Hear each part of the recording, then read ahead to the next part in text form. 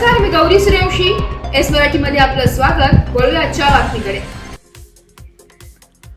गुंडविरोधी पथकाने एक देशी बनावटीचे पिस्तल व एक जिवंत कारतुसे बाळगणाऱ्या इसमास जेरबंद केलंय.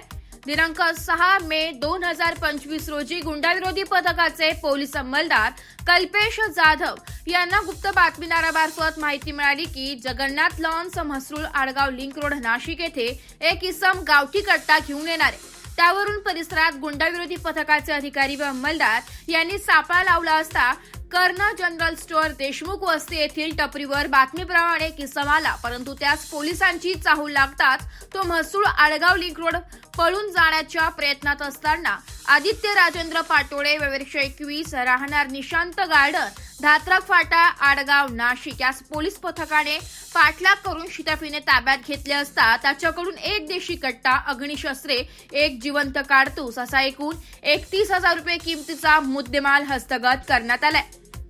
सदरची कामगिरी पोलीस आयुक्त संदीप कर्णिक, पोलीस उपायुक्त प्रशांत बच्चा, सहाय्यक पोलीस आयुक्त संदीप मिटके यांच्या मार्गदर्शनाखाली गुंडाविरोधी पथकाचे सहाय्यक पोलीस निरीक्षक ज्ञानेश्वर मोहिते, मलंग गुंजाळ, विजय सूर्यवंशी, प्रदीप ठाकरे, अक्षय गांगुर्डे, कल्पेश जाधव, राजेश राठोड, प्रवीण चव्हाण, अशोक आधाव, सुनीता कवडे अशांनी केली आहे.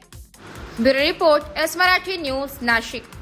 अशाच नवीन ताज्या घडामोडी जाणून घेण्यासाठी आमच्या एस मराठी न्यूज चॅनलला लाईक करा, शेअर करा, सबस्क्राईब करा आणि बेल आयकॉनला क्लिक करायला विसरू नका.